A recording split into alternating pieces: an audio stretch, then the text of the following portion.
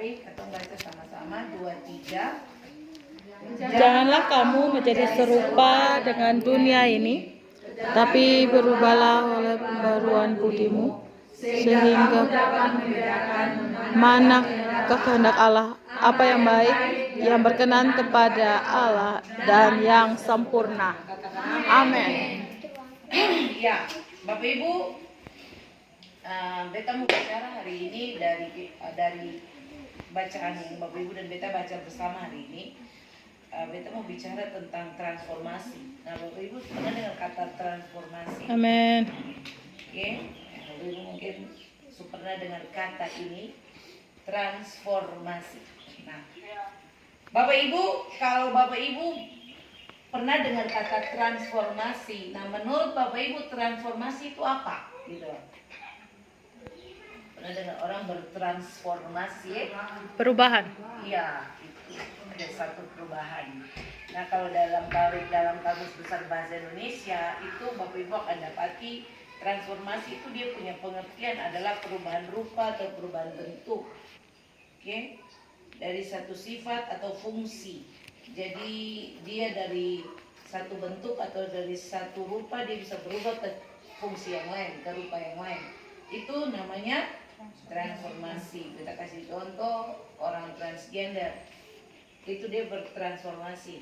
Dulu mungkin dia laki-laki, lalu dia bertransformasi, dia merubah dirinya jadi perempuan. Karena dalam pengertian transformasi itu bicara tentang berubah dari sifat fungsi. Jadi dulu fungsi dia laki-laki, sekarang dia sudah berubah jadi perempuan. Jadi mudahnya seperti itu, aku bisa mengingat. Jadi kalau dengan transformasi itu perubahan dari satu sifat atau bentuk ke bentuk yang lain. Nah, Bapak Ibu, kata transformasi itu dia berasal dari dua kata, Bapak Ibu. Kata trans dan form. Oke, trans itu dari katanya artinya dari satu sisi, form itu dia bentuk, form.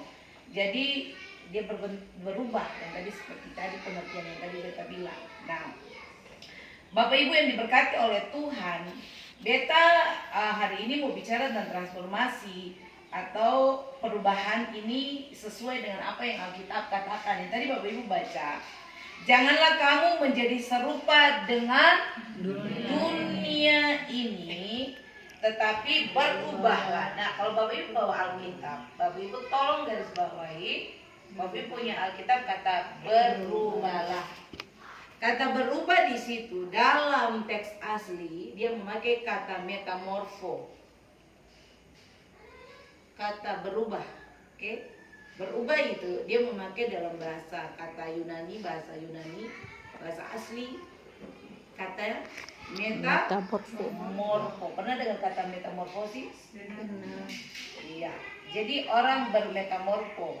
Yang Paulus pakai di dalam Roma pasal 12 ayat 2 itu dia pakai kata metamorfo. Artinya Paulus sedang mengajar Bapak Ibu dan beta untuk melakukan yang namanya metamorfosis itu seperti kupu-kupu. Siapa tahu metamorfosis kupu-kupu dalam kata sekolah belajar itu mulai dari ulat, Dari kepompong, dia jadi kepompong, dari kemudian telur, dari kepompong jadi apa? kupu. Nah, waktu jadi kupu-kupu dia bisa kembali lagi jadi ulat, Bisa. Bisa.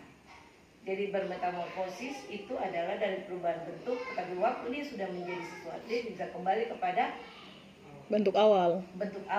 Seperti itu. Jadi kata berubah oleh pembaharuan budimu dia memakai kata metamorfo. Nah, mari kita lihat sama-sama Bapak Ibu apa yang dimaksud dengan ayat ini. Hari ini kita mau belajar. Nah, untuk Bapak Ibu dan beta bisa mengalami yang namanya metamorfosis di dalam kita punya hidup dalam iman, ada hal-hal yang kita harus belajar. Karena tidak semua orang Kristen bisa mengalami yang namanya metamorfosis. Metamorfo, dia bisa berubah. Bapak Ibu jadi Kristen, Bapak Ibu tidak bisa serta-merta bilang beta berubah. Karena kekristenan yang jamin orang bisa berubah hidupnya. Ya. Nah, ini langkah-langkah yang kita akan belajar bersama supaya Bapak Ibu belajar ini tepat, Bapak Ibu bisa ngerti, oh ternyata betul. Beta lahir dari keluarga Kristen saja yang membuat beta bisa menjadi orang yang berubah. Tetapi ternyata ini hal-hal penting yang kita harus belajar supaya kita bisa berubah. Nah Bapak Ibu lihat, hal pertama dari kalimat yang Paulus pakai bahwa Bapak Ibu dan beta disuruh untuk berubah adalah begini Bapak Ibu. Orang mengalami perubahan atau metamorfo, itu yang pertama dia harus lakukan adalah dia harus mengalami yang namanya perubahan posisi. Coba Bapak Ibu dan beta bilang perubahan posisi. Perubahan posisi. Iya, perubahan posisi. Orang tidak bisa mengalami sesuatu drastis dalam dia punya kehidupan kalau dia belum mengalami perubahan posisi. Nah, mari lihat apa itu perubahan posisi. Perubahan posisi di dalam 2 Korintus pasal 5 ayat 17. Coba Bapak Ibu lihat. 2 Korintus pasal 5 ayat 17. Coba tolong perhatikan ayat itu. Oke, bisa baca. Jadi siapa yang ada di dalam Kristus, ia adalah ciptaan baru. Yang lama sudah berlalu, sesungguhnya yang baru sudah datang. Katakan amin. 2 Korintus pasal yang kelima ayat 17, Alkitab berkata gini, jadi siapa yang ada di dalam Kristus, dia adalah ciptaan baru. Yang lama sudah berlalu, sesungguhnya yang baru sudah datang. Ini proses pertama yang harus terjadi pada semua orang Kristen. Katakan amin. Amin. Ini yang Katong bilang harus bertobat. Orang mengalami metamorfosis, mengalami metamorfo perubahan itu, kecuali dia mengalami proses ini, pertobatan. Jadi waktu dia menjadi ciptaan baru, dia harus mengalami yang namanya perpindahan posisi. Bapak Ibu lihat, kita pernah jelaskan ayat ini. Orang mengalami perpindahan posisi itu hanya 1 kali dalam dia punya hidup. Jadi waktu Bapak Ibu bertobat lahir baru, itu 1 kali seumur hidup. Tetapi bertobatnya setiap hari. Amin. Amin. Jadi katanya saya bisa punya prinsip bahwa selama sekali beta bertobat, terus nanti beta bertobat lagi, terus nanti beta bertobat lagi. Kan ada pengajaran yang setiap hari ketemu mesti bertobat ya setiap hari. Maksudnya gini, ada yang pokoknya katong lahir baru nih, terus nanti katong lahir baru lagi. Ada beta dapat pengajaran baptis, kemudian karena katong belum lepas dari keterikatan dosa, katong harus pergi celup lagi beberapa kali seperti Naaman begitu ya Bapak Ibu.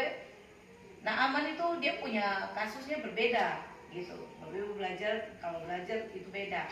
Jadi orang lahir baru, orang bertobat cuma 1 kali seumur hidup. Ya. Tapi orang bertobat sampai dia mati dia masih bertobat. Ya. Proses pertobatan itu dilakukan setiap hari. Nah, ingat baik-baik. Bapak Ibu saya bisa memaksakan Bapak Ibu punya suami yang belum bertobat dengan pemahaman begini bahwa beta laki nih, dia belum bertobat lagi. Karena proses pertobatan itu harus ada dorongan dari Roh Kudus. Yes, amin. Jadi beta sangat-sangat tidak setuju orang selalu memaksakan gini. Katong punya pemahaman bahwa kenapa sih dia sering bertobat, padahal beta sering bicara, beta sering mendoakan dia. Shalom. Nanti sini.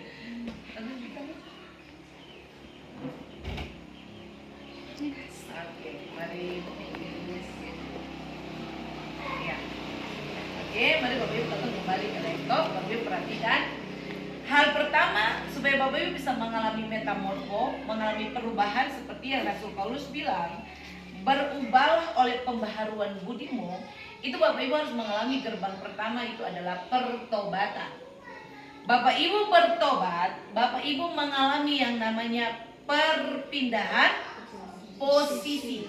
Kenapa kita bilang perpindahan posisi? Karena ketika Bapak Ibu bertobat, Bapak Ibu diarahkan oleh hamba Tuhan menerima Tuhan Yesus sebagai Tuhan dan Juru Selamat pribadi.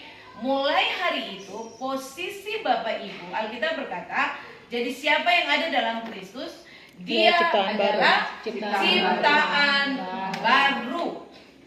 Jadi kehidupan Bapak Ibu yang lama itu tidak diperhitungkan oleh Tuhan. Yang setuju bilang amin. Amin. Dulu Bapak Ibu adalah orang-orang yang sangat berdosa. Kita selalu memakai istilah gini, kalau dulu Bapak Ibu pernah bunuh orang, tapi ketika Bapak Ibu bertobat, detik itu pertobatan terjadi, Bapak Ibu mengalami yang namanya perpindahan Posisi.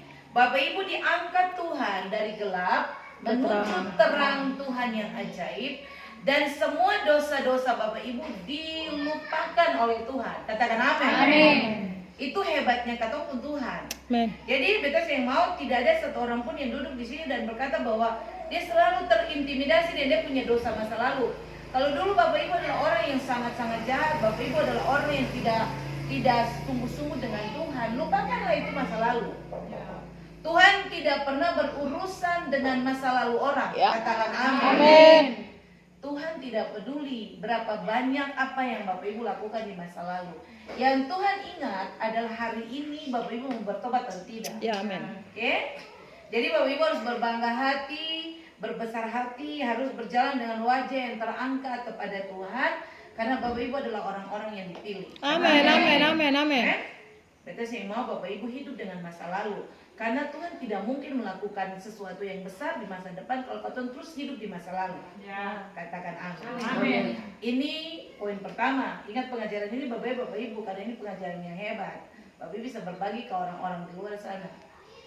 Ya, jadi ingat mengalami yang namanya perpindahan posisi, karena katong adalah ciptaan baru. Roh dalam Korintus tadi bilang bahwa yang lama sudah berlalu. Sesungguhnya yang baru sudah datang. Tepuk tangan for Tuhan ini yang hebat. Nah Bapak Ibu perhatikan. Kemudian yang kedua, setelah Bapak Ibu mengalami yang namanya perpindahan posisi, Bapak Ibu diangkat Tuhan dari gelap menuju terang Tuhan yang ajaib, Bapak Ibu akan mengalami yang namanya perubahan budi. Perubahan budi itu apa? Itu perubahan cara pikir. Jadi orang sudah bertobat, otomatis dia punya cara pikir juga berubah. Setuju? Ya, amin. Ya. Karena kata saya yang bisa bilang gini, sayang papa, beta yang bertobat juga, tapi beta pasti bisa berubah. Tidak mungkin Bapak Ibu, itu nonsen. Coba Bapak Ibu bikin apa namanya penelitian kecil-kecil antara orang yang dia sudah terima Yesus dan orang yang dia punya hidup dia jadi Kristen doang. Bapak Ibu akan dapati di situ perbedaan itu sangat jauh. Terutama dalam soal cara dia pencara pikir. Contoh kecil saja, orang belum bertobat dan orang sudah bertobat, cara pikirnya tentang masalah saya beda. Betul? Dulu waktu dia belum bertobat, ketika dia sakit, pasti yang ada di pikiran orang bikin. Nah ini siapa sih? Beta lain. Ini siapa sih? Siapa ilmu apa sih pada beta? Karena dia punya pikiran belum dibaharui. Dia belum mengalami perpindahan posisi. Nah Bapak Ibu saya usah marah dengan orang-orang tipe begini. Kadang-kadang kalau beta layani orang yang belum bertobat, kalau dia datang dengan dia punya segala pikiran yang aneh-aneh, beta memaklumi. Karena beta selalu punya pemahaman, katong yang sudah tahu kebenaran ini, yang shalom, mari, mari sini, apa? Penting bisa tiba. Oke, ya, bapaknya, ketong kembali, Bapak Ibu perhatikan. Yang kedua adalah perubahan budi. Tadi kita bilang perubahan budi. Bapak Ibu lihat, orang yang dia punya cara pikir belum berubah, dia selalu memandang satu persoalan itu dari apa yang dia tahu. Ya. Tapi kalau orang yang telah mengalami cara berpikir diubah, perubahan budi, dia selalu memandang satu masalah dari sisi yang Tuhan mau. Katakan amin. Amin. Betul? Tadi beta kasih contoh. Kalau dulu ketemu belum bertobat, pas masalah datang, ketemu selalu bilang gini, aduh Tuhan ini masalah apa lagi? Tuhan beta sudah berdosa apa lagi? Beta sudah bikin salah apa lagi? Tapi waktu Bapak Ibu mengalami cara pikir diubah, Bapak Ibu punya budi, cara berpikir, pola pikir mulai berubah. Waktu masalah datang, Bapak Ibu akan bilang begini, Tuhan terima kasih. Karena beta tahu ini baik for beta. Ya, amin, amin. Ini beda. Makanya beta selalu bilang, jangan pernah berharap orang yang belum tahu kebenaran, dia harus mengerti semua hal yang katong tahu. Yes. Bapak Ibu yang seharusnya sudah tahu kebenaran, Bapak Ibu harus dituntut lebih banyak. Jadi kalau Bapak Ibu punya suami belum bertobat, atau Bapak Ibu punya orang tua belum bertobat, saudara belum bertobat, atau istri belum bertobat, Bapak Ibu yang harus lebih sabar menghadapi dia. Yes. Karena dari katong punya kelakuan bisa menangkan dong, katakan amin. Yes. Oke? Tanpa perkataan. Iya. Jadi kalau Bapak Ibu orang yang sudah bertobat, lakukan saja apa yang Bapak Ibu tahu dalam kebenaran. Saya perlu Bapak Ibu banyak bicara. Queen selalu bilang, Mama nih banyak bacot saja. Gitu. Jadi Bapak Ibu yang diberkati oleh Tuhan, kalau Bapak Ibu banyak bicara, lalu hidupmu tidak sesuai dengan yang Bapak Ibu bicara, itu sama saja. Yes. Itu jadi batu sandungan. Ya. Ya. Jadi belajarlah untuk benar-benar Bapak Ibu mengalami yang namanya pembaharuan budi. Cara pikir Bapak Ibu itu akan berdampak kepada perilaku Bapak Ibu. Amin. Jadi ketika Bapak Ibu punya cara pikir baik, makanya Bapak Ibu punya tindakan juga baik. Nah, mengapa kita harus datang ibadat tiap saat? Karena yang harus diubah tiap hari adalah cara pikir. Ya. Bapak Ibu mau ubah dunia, ubah orang, ubah dia punya cara pikir dulu. Betul gak sih? Bapak Ibu sih yang bisa datang ke orang, kalau Bapak Ibu tidak ubah dia cara pikir, lalu Bapak Ibu mau atur dia, tidak bisa. Apalagi kalau orang sudah punya prinsip, orang sudah berpegang pada satu prinsip bahwa ini sudah.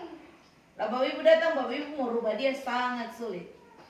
Tapi kalau Bapak Ibu mulai masuk dengan cara berpikir dia, lalu Bapak Ibu mulai, orang bilang, Bapak Ibu mulai brainwash, dia punya cara otak pikirnya, cuci otak gitu. Bapak Ibu katong belajar, katanya sebenarnya harus belajar dari teroris.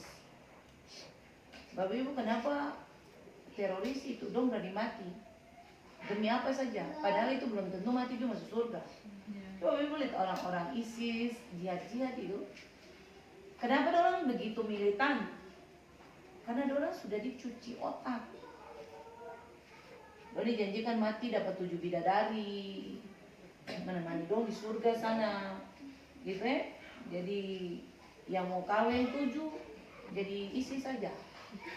Lalu sampai di sana dapat istri 7 bidadari cantik lagi. Ya tuh Bapak Ibu tuh itu kan ada pengajaran begitu. Nah, gampang kalau kata sudah cuci otak. Jadi kalau kata mau kuasai dunia orang itu, kuasai dia pikiran dulu Bapak Ibu. Makanya kalau Bapak Ibu sudah mulai tahu cara gitu, Bapak Ibu gampang untuk ini orang. Jadi ingat baik-baik Bapak Ibu, ini poin kedua ini sangat penting. Tapi jangan sepelekan poin pertama. Orang yang pernah mengalami perubahan cara pikir kalau dia yang bertobat. Gitu Jadi bertobat dulu, terima Yesus sebagai Tuhan dan Juru Selamat pribadi, baru Bapak Ibu mulai dibawa Tuhan untuk mengalami perubahan cara pikir. Ya. Nah, Bapak Ibu lihat, mari kita jelaskan. Kalau orang mengalami perubahan posisi, itu dia mengalami seketika Bapak Ibu. Jadi seketika itu begini. Berdasarkan Roma 10 ayat 10, Bapak Ibu sering dengar beta kalau mencontohkan orang terima Yesus sebagai Tuhan, beta bilang berdasarkan kitab Roma 10 ayat 10, Alkitab berkata, dengan hati orang percaya dia dibenarkan, dengan mulut orang mengaku Dia diselamatkan. Dan Bapak Ibu selalu sering dengar di ayat tadi selalu bilang yang lama sudah berlalu, sesungguhnya yang baru sudah datang. Bapak Ibu, ketika Bapak Ibu melakukan atau Bapak Ibu melayani seseorang terima Yesus, dan ketika dia mengaku hari itu dengan dia punya mulut perkataan, ketahuilah detik itu di administrasi kerajaan surga dia telah mengalami perpindahan itu seketika.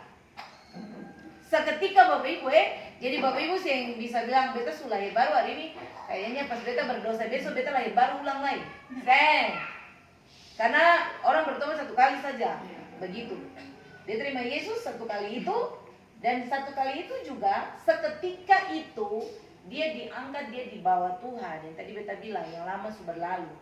Tetapi yang namanya perubahan budi itu Bapak Ibu dia mengalami pembaharuan itu berulang setiap hari. Kalau yang pertama itu seketika.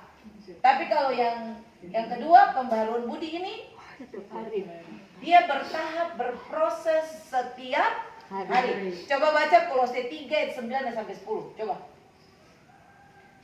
Pasti Mama Oke dapat nomor 1. Kolose pasal 3 ayat 9 sampai 10. Kalau sampai yang dapat dari Mama Oke ada hadiah. Oh, luar biasa. Janganlah kamu saling lebih baik karena kamu telah mengenalkan manusia nama serta kelakuannya, dan telah menggunakan manusia baru yang terus menerus diperbarui untuk memperoleh pengetahuan yang benar menurut gambar Allah. Dalam hal ini tiada lagi orang Yunani, orang Yahudi, orang Muslim, atau orang yang tidak beriman, orang barbar atau skit, budak atau orang merdeka. Tetapi Kristus adalah semua dan di dalam segala sesuatu. Ya. Kolose 3 ayat 9 sampai 10. 9 sampai 10. Iya. Nah, Bapak Ibu lihat di situ, Kolose 3 ayat 9 sampai 10 dia bilang, "Jangan lagi kamu saling mendustai karena kamu telah menanggalkan manusia lama serta kelakuannya dan telah mengenakan manusia baru yang terus-menerus diperbaharui." Bapak Ibu, kata terus-menerus diperbaharui itu berarti katong Bapak Ibu dan beta punya cara berpikir itu diperbaharui, itu dia berproses terus menerus diperbaharui. Amin. Jadi ingat baik-baik Bapak Ibu, ketika Bapak Ibu lahir baru itu seketika, tetapi ketika Bapak Ibu mengalami pembaharuan budi, pembaharuan cara pikir, itu mengalami yang namanya proses.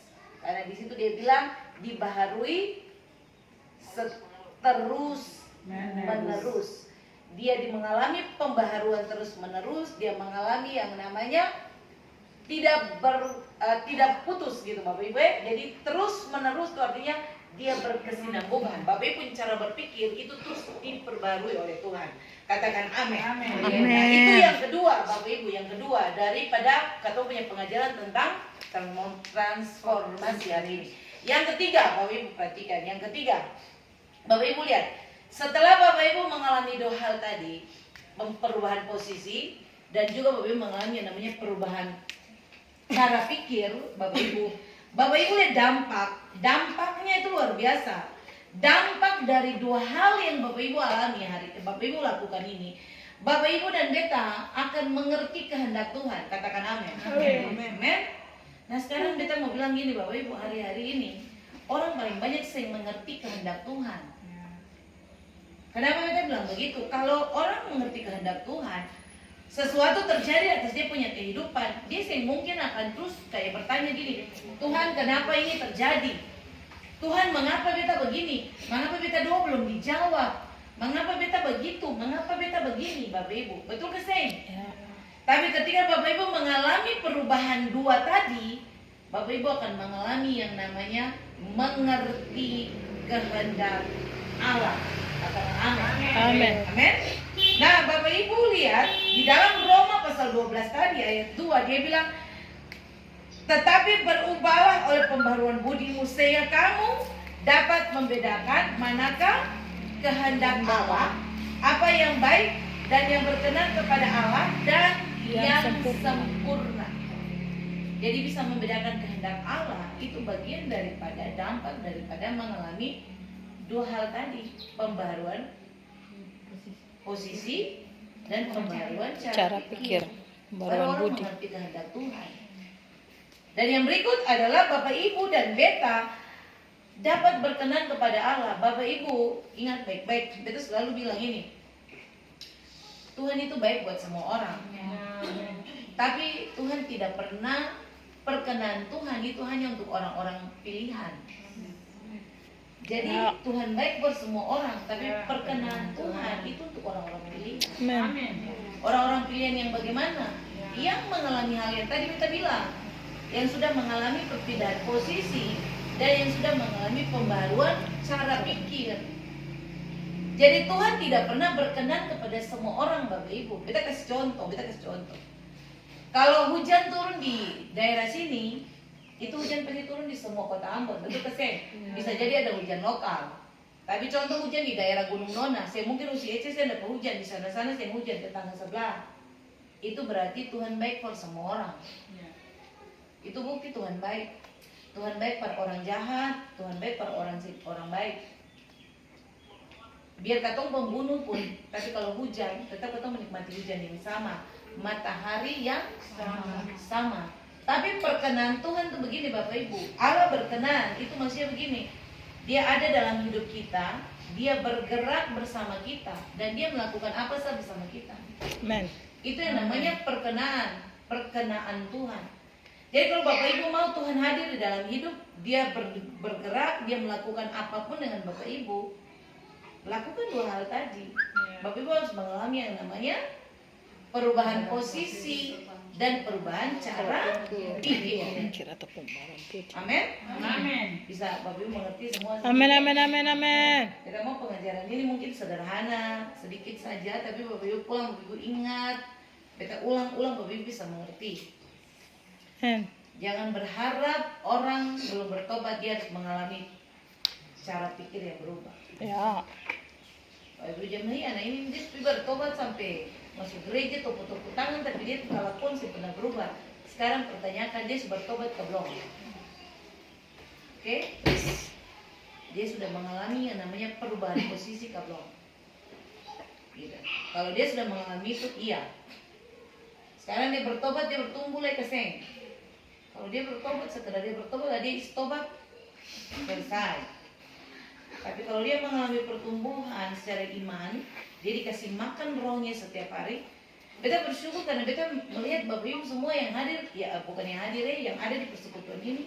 Awal-awal beta kenal dari ketemu sharing secara pribadi, yaitu pada Bapak Ibu belum mengalami yang namanya perubahan cara pikir.